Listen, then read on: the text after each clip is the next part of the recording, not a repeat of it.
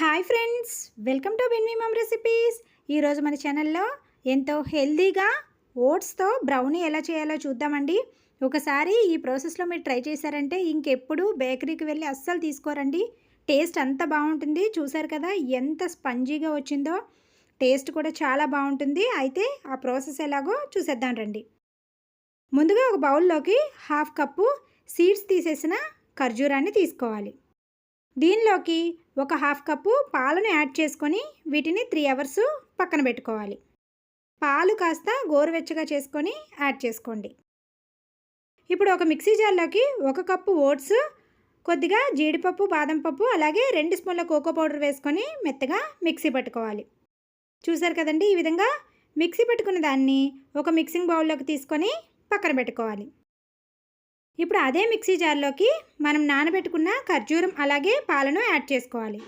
దీనిలోకి 1/2 cup oil, 1/2 cup పెరుగుని add చేసుకోవాలి. అలాగే 1 స్పూన్ వెనిలా ఎసెన్స్ యాడ్ చేసుకొని స్మూత్గా మిక్సీ పట్టుకోవాలి. చూసారు కదండి, ఈ విధంగా మిక్సీ పట్టుకున్న తర్వాత దీనిలోకి మరొక 1/2 కప్పు పాలను యాడ్ చేసుకోవాలి. పాలు యాడ్ చేసిన తర్వాత మళ్ళీ దీన్ని స్మూత్గా మిక్సీ పట్టుకోవాలి. చూసారు కదండి, కన్సిస్టెన్సీ ఈ విధంగా ఉండాలి. ఎక్కడా కూడా ఖర్జూర ముక్కలు లేకుండా బాగా మెత్తగా మిక్సీ పట్టుకోండి. ఇప్పుడు దీనిని మనం ముందుగా మిక్సీ పట్టి తీసుకున్న ఓట్స్ పౌడర్లోకి యాడ్ చేసుకోవాలి. ఇలా యాడ్ చేసుకున్న తర్వాత దీనిని కట్ అండ్ ఫోల్డ్ మెథడ్లో మిక్స్ చేసుకోవాలి. ఈ బ్రౌనీ బ్యాటర్ అనేది కేక్ బ్యాటర్ లాగా పల్చుగా ఉండదండి. చూసారు కదా, వీడియోలో చూపిస్తున్నట్టుగా ఈ విధంగా కొద్దిగా థిక్గా ఉంటుంది. ఇదే కన్సిస్టెన్సీలో మిక్స్ చేసుకోండి. ఈ విధంగా అంతా కలుపుకున్న తర్వాత దీనిలోకి 1 స్పూను బేకింగ్ పౌడర్ని యాడ్ చేసుకోవాలి. అలాగే ఒక 1/2 స్పూన్ బేకింగ్ సోడాని యాడ్ చేసుకొని 3 స్పూన్స్ పాలను యాడ్ చేసుకొని కట్ అండ్ ఫోల్డ్ మెథడ్లో మళ్ళీ మిక్స్ చేసుకోవాలి.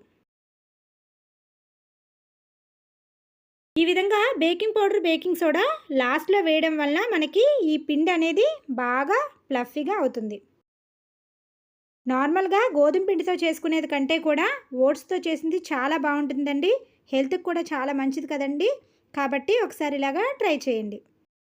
తర్వాత దీనిలోకి చిన్న ముక్కలుగా కట్ చేసుకున్న డార్క్ చాక్లెట్ని యాడ్ చేసుకోవాలి. లేదు అనుకుంటే డైరీ మిల్క్ చాక్లెట్ని అయినా సరే చిన్న చిన్న ముక్కల్లాగా కట్ చేసి యాడ్ చేసుకోవచ్చు.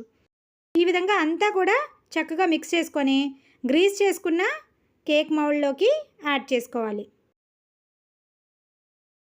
ఇలా బ్రౌనీ బ్యాటర్ని యాడ్ చేసుకున్న తర్వాత ఈవెన్గా స్ప్రెడ్ చేసుకొని ప్రీహీట్ చేసుకున్న ప్యాన్లోకి పెట్టుకొని ఒక 10 మినిట్స్ మీడియం ఫ్లేమ్లో బేక్ చేసుకోవాలి.